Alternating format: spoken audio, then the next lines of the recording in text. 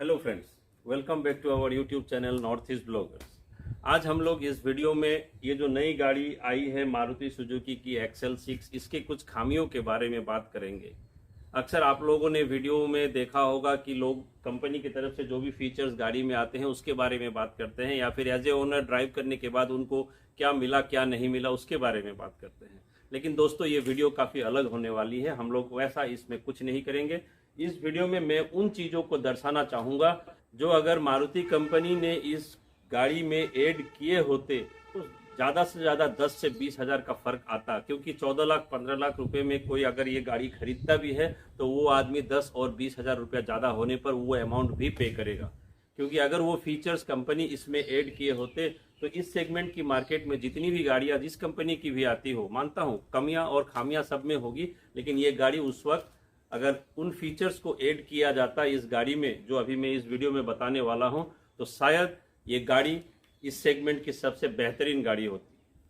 तो दोस्तों आइए, एज ए ओनर इस गाड़ी के बारे में मैं जो भी चीज़ें अभी व्यक्त करूंगा वो मेरी पर्सनल फीलिंग्स है कि इस गाड़ी में ये चीज़ें और होनी चाहिए थी। लेकिन मैं चाहता हूं कि आप लोग इस वीडियो को देखने के साथ साथ इतना शेयर करें ताकि ये वीडियो जाकर अंत में एक दिन मारुति वाले के पास पहुंचे और वो देखने के बाद उनको लगे कि हाँ, सचमुच ऐसी संशोधन इस गाड़ी में की जा सकती थी, हम लोगों ने नहीं किया। और अगर वो सुधार कर इस गाड़ी को मार्केट में दोबारा लाते हैं तो रियली हम लोगों के लिए तो काफ़ी प्राइड वाली बात हो जाएगी, क्योंकि मारुति हमारी सबसे प्रिय गाड़ी है। हम लोग चाहते हैं, क्योंकि इसके माइलेज के बारे में तो क्या कहने, ये तो सबसे ऊपर है।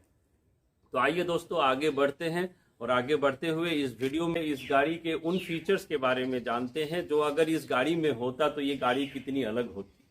आइए।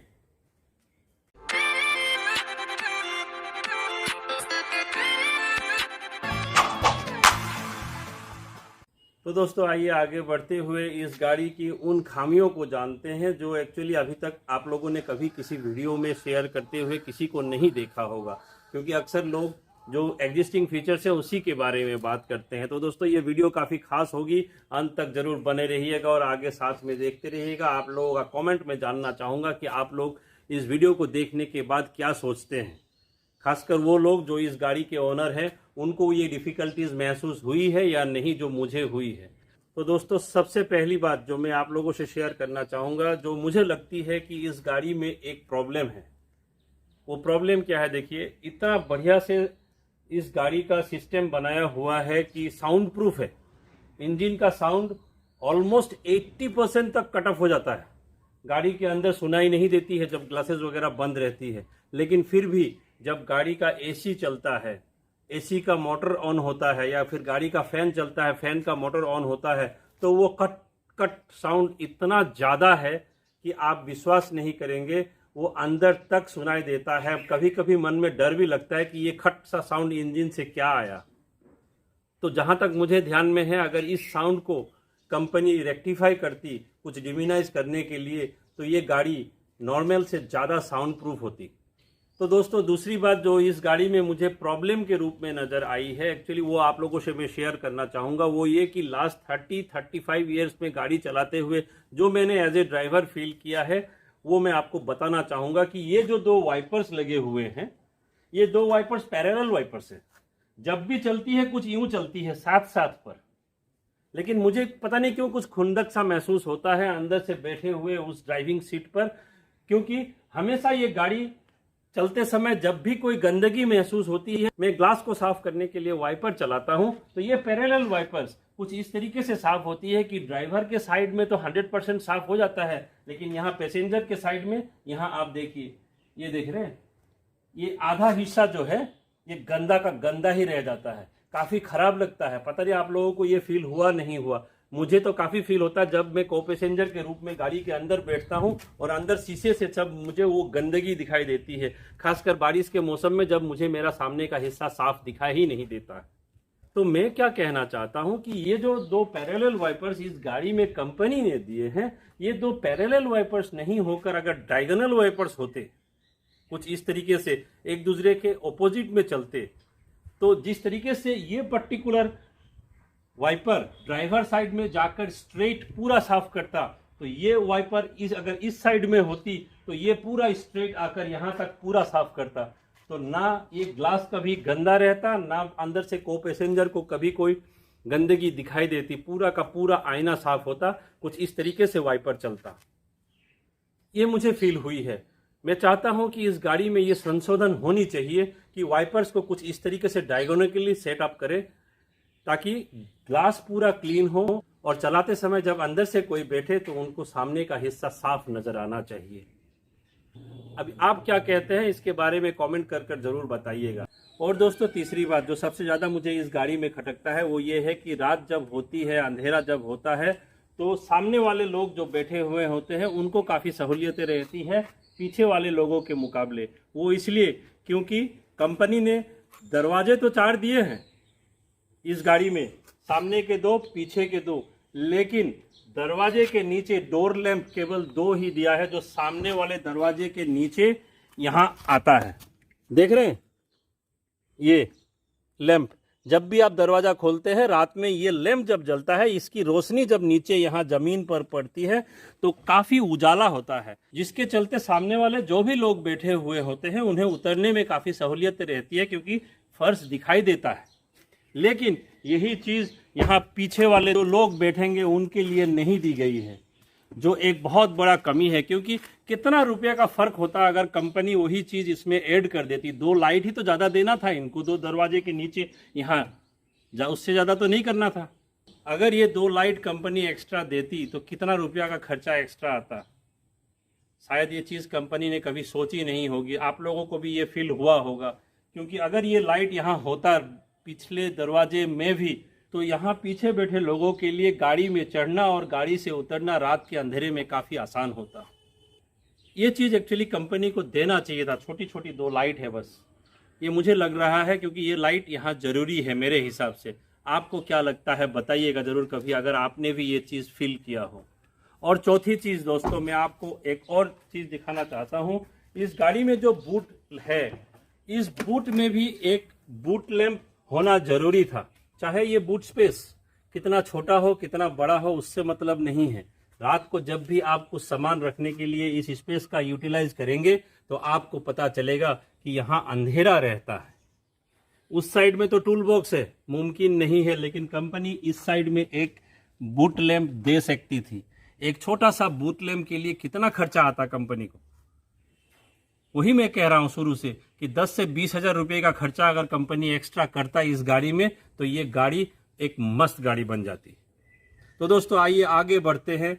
इस गाड़ी के अंदर चलने से पहले एक और चीज़ मैं आपको बताना चाहूँगा, जो मेरे तरफ से 5वां पॉइंट है, जो काफ़ी अहमियत देने वाली बात है। ये जो स्पेयर टायर जो कंपनी वाले ने यहाँ नीचे में फिट करके दिया है, यही स्पेयर टायर अगर कभी खुदा ना खास्ता आपकी गाड़ी में तकलीफ हो और आपको उतरकर इस टायर को निकलकर स्पेयर चेंज करना पड़े तो चेंज तो आप कर लोगे, लेकिन उसके बाद उस टायर को उठाकर इस ट्रे में रखना आसान बात नहीं है।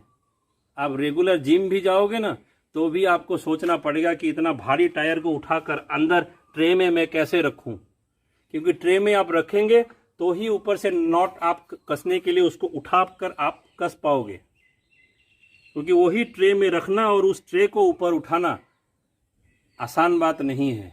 कंपनी को इसके लिए कुछ एक अलग सिस्टम सोचना चाहिए था, ताकि इसमें टायर को चढ़ाना और इससे टायर को उतारना काफ़ी आसान होता। मेरे हिसाब से अगर इस टेक्निक को थोड़ा सा सुधारा जाए बेहतर होगा, क्योंकि हम लोग तो टायर को निकाल लेंगे, सब लोग नहीं कर पाएगा। अगर कोई लड़की ड्राइव कर रही होगी तो उसके लिए ये टायर तो दिखता है, साथ में एलॉय व्हील है, लेकिन उस टायर को यूं हाथ में उठाकर कहीं लेकर रखना आसान बात नहीं है। तो दोस्तों आइए गाड़ी के अंदर चलते हैं और छठी प्रॉब्लम जो इस गाड़ी में मुझे नजर आई वो आपको मैं बताता हूँ।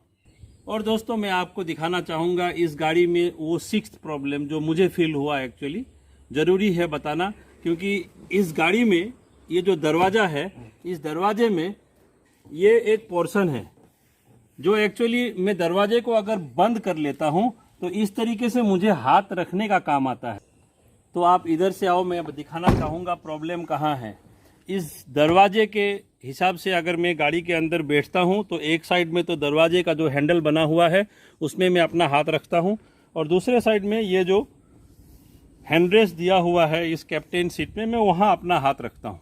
काफ़ी आराम वाला पोजीशन है क्योंकि ये दोनों चीज़ अपने लेवल पर है, एकदम इक्वल, ठीक है। लेकिन अगर इस सीट को मैं अपने हिसाब से आराम करने के लिए पीछे करता हूं, कुछ ऐसे, अगर थोड़ा सा इंक्लिनेशन इस सीट का मैं बढ़ाकर आराम करना चाहता हूं, तो इस तरीके से अगर कोई आराम कर कर इस गाड़ी में ट्रेवल करेगा ना, तो ना ही वो सो पाएगा ना वो आराम कर पाएगा, क्योंकि काफ़ी फ़र्क होता है। आदत है हमें अपने दोनों हाथों को बराबर रखने का, सोच के देखिएगा, क्योंकि जब भी आप सीट को इंक्लाइन करते हैं ये जो हैंडल बनी हुई है ये भी साथ में यूं ऊपर आता है। देखिए अब मैंने इंक्लाइन कर दिया है, बगल वाले हैंडल के लेवल में चेक कीजिए आप कितना फ़र्क है, देख रहे हैं, ये यहाँ है, बगल वाला हैंडल इधर है, तो साथ में ये हैंडल ऊपर आता है, जिसके चलते एक हाथ तो नीचे रहेगा, एक हाथ ऊपर। आप यूं कर कर आप आराम कभी नहीं कर सकते।